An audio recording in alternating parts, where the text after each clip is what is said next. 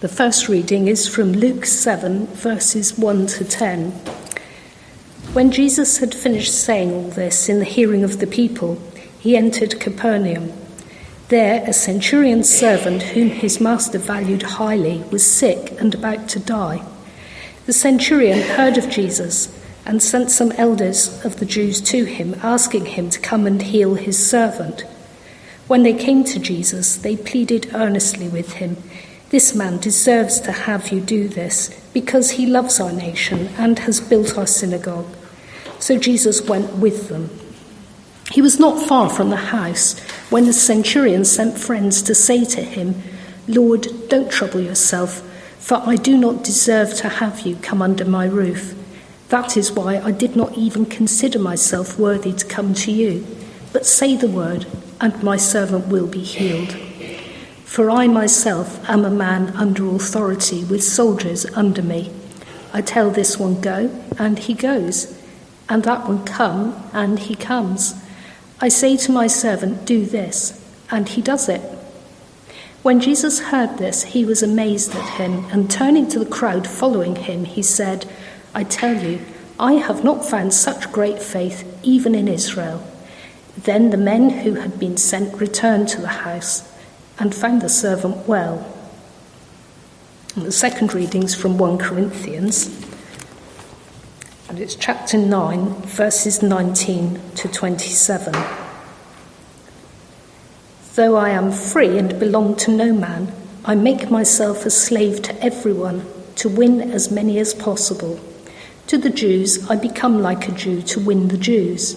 To those under the law, I became like one under the law, though I myself am not under the law, so as to win those under the law. To those not having the law, I became like one not having the law, though I am not free from God's law, but am under Christ's law, so as to win those not having the law. To the weak, I became weak to win the weak. I have become all things to all men, so that by all possible means I might save some. I do all this for the sake of the gospel, that I may share in its blessings. Do you not know that in a race all the runners run, but only one gets the prize? Run in such a way as to get the prize. Everyone who competes in the games goes into strict training. They do it to get a crown that will not last, but we do it to get a crown that will last forever. Therefore, I do not run like a man running aimlessly. I do not fight like a man beating the air. No, I beat my body and make it my slave, so that after I have preached to others, I myself will not be disqualified for the prize." Thank you very much, Julie. So here we are, lovely bright sunny morning, still winter. What a mild winter we're having. I know, it's great. It's lulled me into a false sense of security. Because so far, I think we only had one big storm last winter. So, all right. Still time yet. It's only just February. As we get through February and we get to that period of Lent, it is, as you know, a time for Christians, traditionally, habitually, to focus ourselves on God. Not that we aren't focused on him the rest of the year as well, but to put a particular emphasis on it.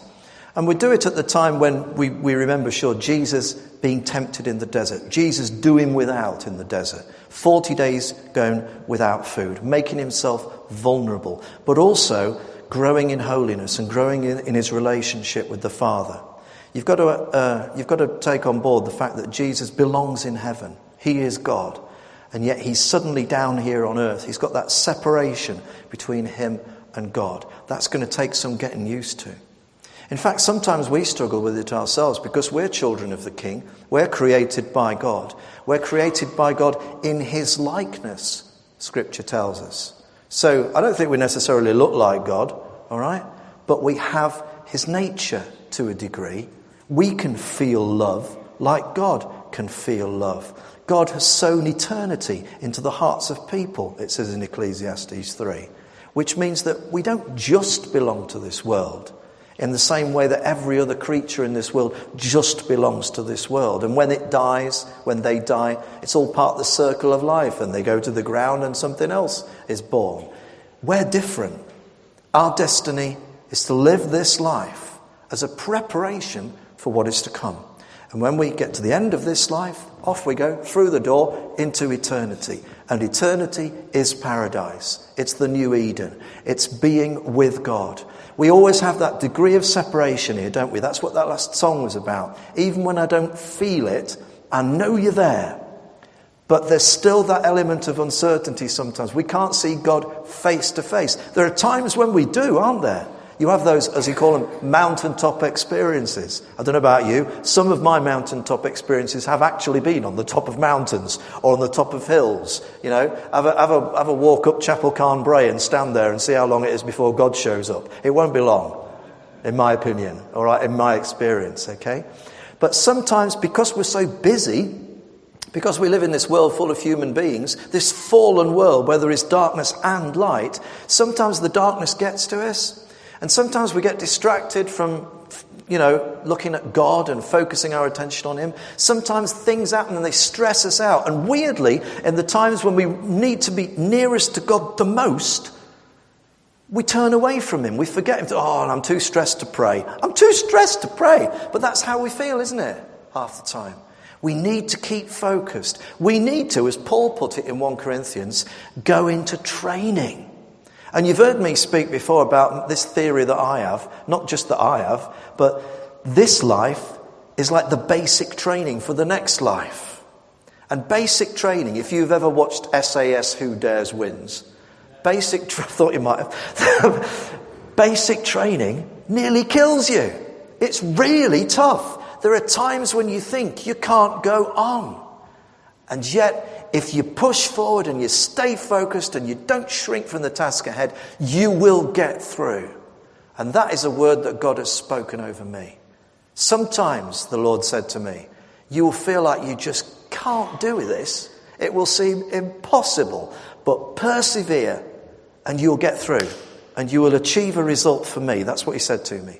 And I believe he said that not just to me, but to us as well, here at Chapel Street. We came out of COVID. Like every church across the land, across the world, we were decimated. Our confidence was really knocked. And due to the blessing of God, he's restoring that confidence to us and enabling us to meet together and to start growing again and to start witnessing again and to start walking that path of discipleship again.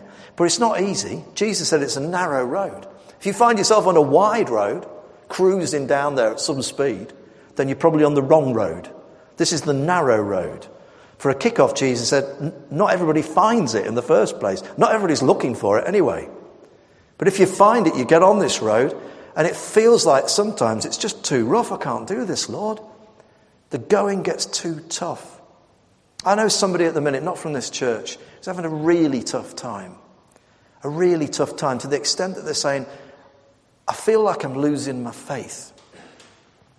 Now is the time that you really need to hang on to that faith. Faith is not something that we just have in the good times. It's something we really need in the tough times. And then if you are walking in the sunshine at the moment and everything's really good, don't forget to say thank you. Because the more you bless the Lord when the times are good, the more you will feel the blessing when the times are challenging.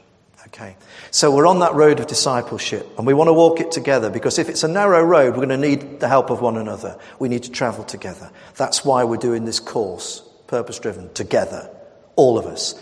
So if you're reading this book, however hard or easy, well, I don't know if you might consume books, or you might find reading quite challenging, sticking with a book.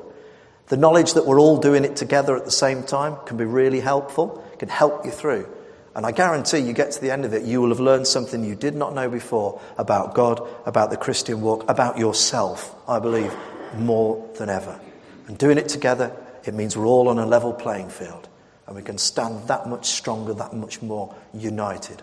Right, so Paul said this path of discipline is really important. And he compares it to a race. And he says, if you're in a race, if you're running a race, you're competing against others. And he says, you don't go into that race thinking, I don't mind if I come last. You go into that race wanting to win. Because if you don't want to win, you won't win. You might say, well, Christianity isn't really about competition. Competition is the enemy in Christianity. Yeah, I know it is. But really, what you're doing is you're not competing against others. Even though you're in a race, you're competing against yourself. You want to do the best that you possibly can. Paul says, I run this race. I go into strict training, which is what Lent is all about, isn't it? I go into strict training to make myself better, to make myself stronger, to be, and I hate using this phrase, it's a modern phrase, and it makes me sort of twitch a bit, to be the best version of myself. Have you heard that one? Haven't you? All right. So, sometimes there's no reference point. To be the best version of myself. Okay. Yeah, be the best you can be. For who? For you? Well, yeah, partly, but for God most of all. Us training, trying to do the right thing, trying to push on through that path, living that life of integrity, being determined in our faith. That blesses us, but it also blesses God. Paul says, I race with the expectation I'm going to win. And he says, if you're in like a running race, like the Olympic Games or something like that, yeah, you will go into all that effort, you'll go into years of training so that you can do that one race. I often think the 100-metre sprint, the years of practice that people like Usain Bolt and others do. All that daily training, pushing yourself, pushing your body for like 9 seconds. 9 seconds where it all really, really matters, or whatever it is now that they can do it in. Yeah? But that, Paul says, people do that just so that they can win a medal at the end. And a medal doesn't last forever. It's just a temporary thing. What is it, really? It's a sign of your achievement, but it doesn't last forever. He says, when I'm in a race with Jesus on the road of discipleship, and when I win that race, which I expect to do with the help of the Holy Spirit, I will win a prize that will last me forever. Forever. He says, for that reason, he puts it pretty starkly. He says, I beat my body. Don't go doing that, kids, all right? That won't help. But he says, I discipline my body to the extent that I hurt it sometimes. I'm training because I want to be the best that I can be, the best version of myself. Or here's another one, living my best life. Yeah? Which is, I get it, that's what we all want to do. But we want to live our best life, not for us, but for Jesus. And the thing is, if you live your best life for Jesus, then that will be repaid to you 100-fold. That's the promise.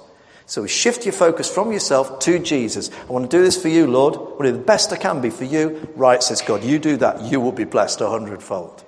That's the promise. And Paul doesn't stop there. He doesn't stop with his own personal achievement. He says there's a lot of people out there and they need to hear the gospel. They need to know about Jesus and they don't. And not much has changed. There's a lot of people out there in Penzance, the surrounding villages, the communities where you live. A lot of people, not a lot of them know about Jesus. And back along some years, you might say, people do know about Jesus, it's just they've decided not to bother with him anymore. That is not the case anymore. There's a lot of people out there who just simply don't know about him because they've never heard. Nobody's ever told them. It's a couple of generations ago where people kind of are expected to go to church. And their kids who are now grown up, never been to church. And their kids growing up, never been to church. Just don't know who Jesus is. Paul recognised this. He said, I want most people as possible to know. How am I going to do that? Here's our problem. We're used to coming to church on a Sunday morning and singing these songs. Where else do you go in your normal daily life where you sing together with other people? Well, nowhere, really. They tell me back in the day, because I'm not old enough, if you went to the pub back along, people used to sing in the days before there was a jukebox. There'd be no piano in the corner. Somebody would bash away on it, and everybody would sing. I bet it was amazing, actually. I know you have like choirs, the big tradition of choirs here, people singing together, but that's still they're singing to everybody else. Where do you go where we all sing together? Nobody's singing to you. You're singing to God. You're singing to... It just doesn't really happen unless you're in a choir, which is fair enough. We're all part of the heavenly choir. No one is exempt from it. And we're used to that. You're used to coming in this building. You're used to the various sort of formalities of worship, You're used to the idea that you all arrive half a minute before it starts. You're used to the idea of sitting in a certain way, often in a certain place. You often sit in the same chair, I know. Habitual behaviour in it. You're used to it. You're used to expecting a coffee at the end. All the rest of it. Imagine how hard it is for people out there in town to show up one day from nowhere. Really, really hard. It's a big step across the threshold. Not just this church, any church. In fact, I'd like to think that this church has got the welcome more than some churches do. All right? That if people came in here, I feel very confident that they would not leave without anybody coming up and saying, hello, who are you? This is me. Blah, blah. Would you like to come for dinner? Possibly not that. I don't know. But that's great. That's what we're after. The friendship, the fellowship. It's really important. It's what koinonia is about, which is the Greek word for fellowship. And Paul says the trouble is people aren't just going to come in. We've got to go out there and get them. We've got to go out there and find them. And Paul said the problem is if I go out there as a religious person, then people are not going to really respond very well to it, you know? It's like, have you ever had that scenario where people find out that you're a Christian and it changes everything? You know, I don't walk around with my dog collar on very much, weddings and funerals. And because I like to get to know people first before they ask that question, what do you do for a living? It just makes things, that's how it works for me. It's not the same for all ministers. Particularly with blokes, it isn't very long. You meet some bloke and it isn't very long before they say, what do you do, mate? Because a lot of us fellas, we feel kind of sort of validated by our profession for whatever reason, you know. What do you do, mate? I say, Methodist minister. They go, oh, you know. If they find out you're a Christian, and they go, what, Christian? Oh, crikey. And then they're trying to think, I'm not very religious, they say. They start backtracking straight away. It's difficult, isn't it? We've got to try and meet people where they are. And that's not always easy, you know. I mean, in my last church, and it's no discredit to anybody there, but I remember talking in this sort of way. And I was talking about evangelism and how we need to go out and sort of share it with our friends as much as possible. You know, not just with our words, but in the way that we act towards them, in the way that we appear towards them. And this lady came up to me. She was a lady in her 40s. And she said, I haven't got any friends who don't go to this church. I said, you're joking, really? And she said, well, no, nobody. I've got nobody I can evangelise to. I thought she was trying to get off the hook a bit. I said, well, you work for a living. What about your workmates? And she went, oh, yeah.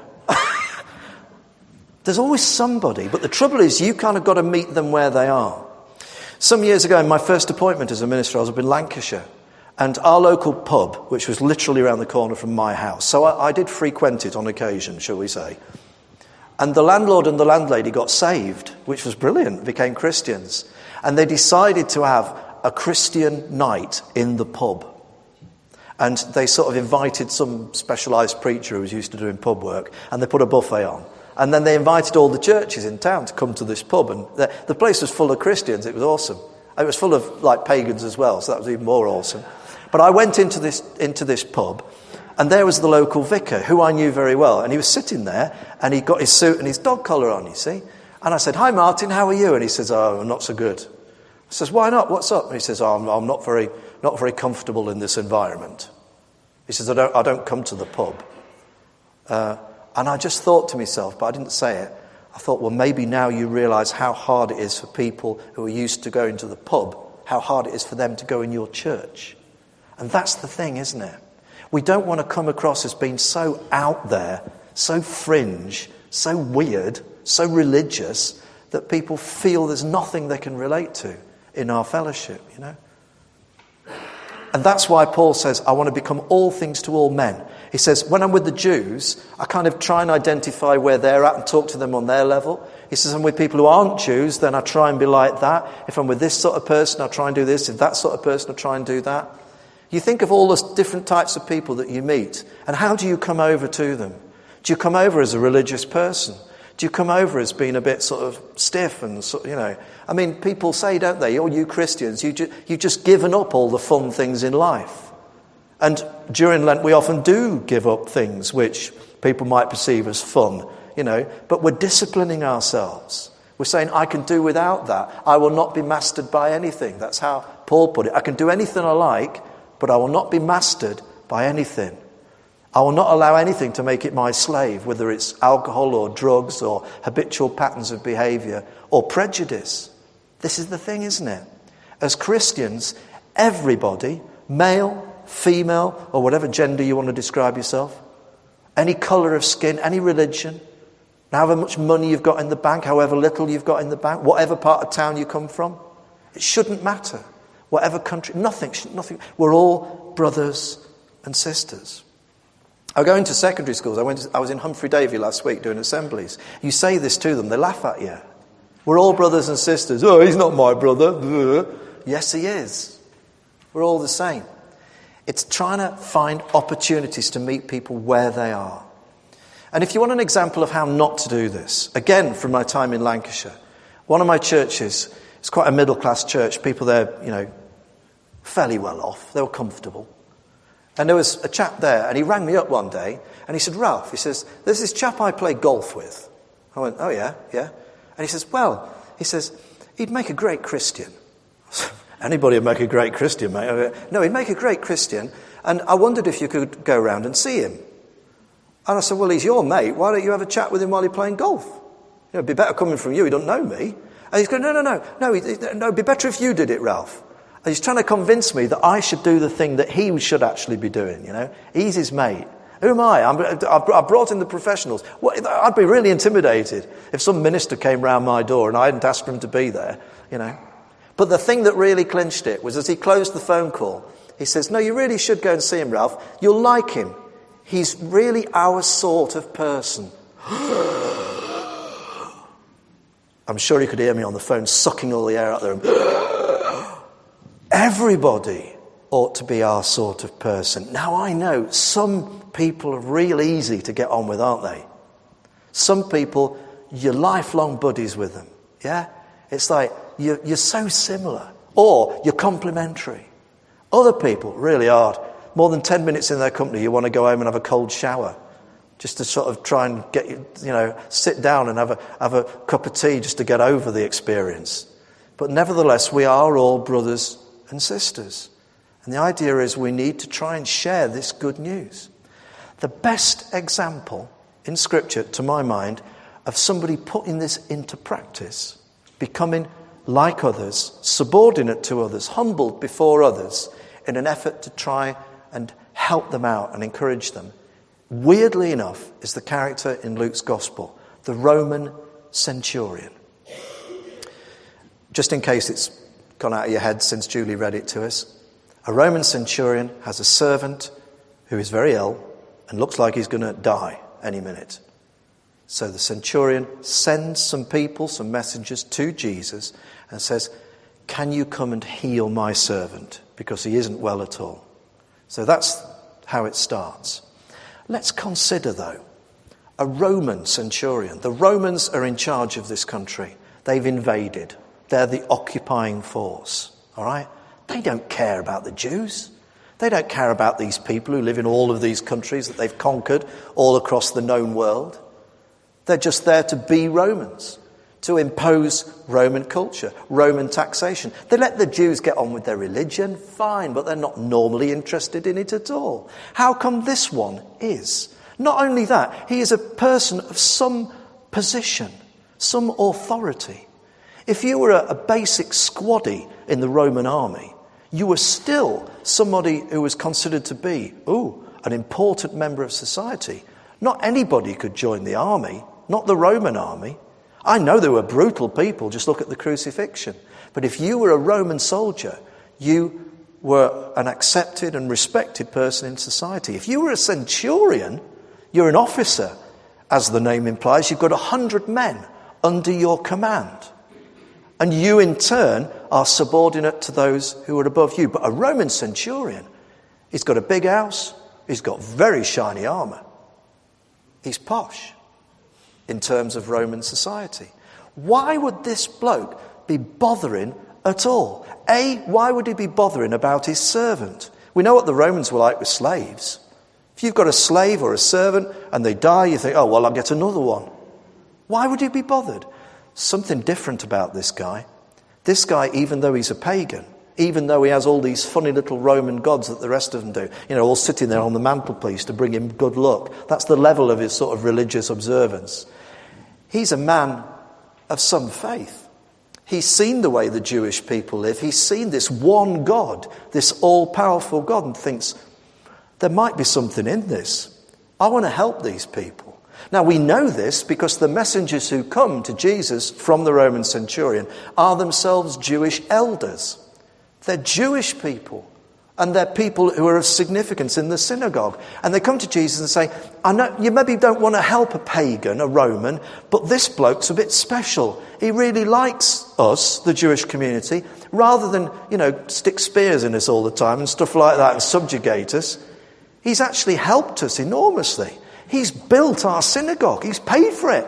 He's had a place of worship put up for us. So he kind of deserves it. Jesus isn't into who deserves what. Jesus is just there for anybody who asks.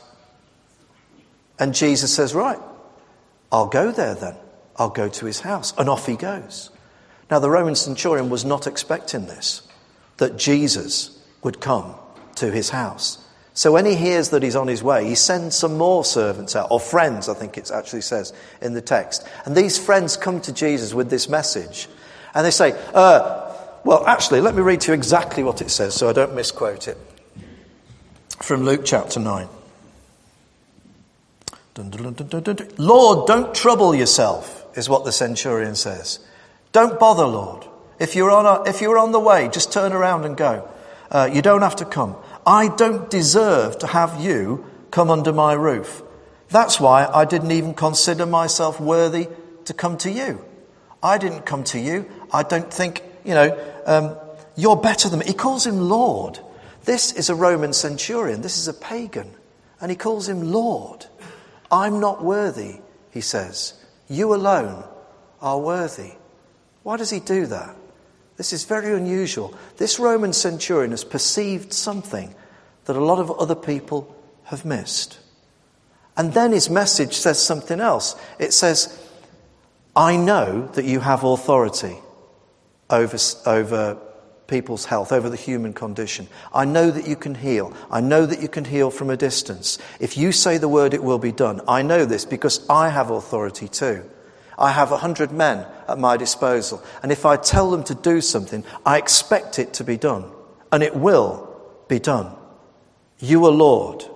You can do this too. Better than me. Equally, says the centurion, I'm under authority as well. People tell me what to do, whatever the next one up from a centurion is. And when they do, I do it. I do it without question. I do it out of obedience. And Jesus, it says, is amazed at this. He thinks it's great because here is a man who is not a member of the Jewish community, but obviously possessed of such a faith that a lot of them don't. It says they were like sheep without a shepherd when Jesus came to them. And here is a man who is so organised and disciplined, and he knows the difference between right and wrong, and he knows what it's like to bless a community. And he wishes to do that. And so Jesus says, go back home. And when he gets back home, the servant is healed. The servant is completely restored.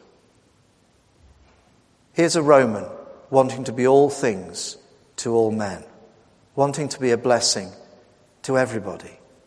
We can learn from this. We can get into training the same as he did, and we can learn that our authority comes from God and that we can bless one another in this way. Amen.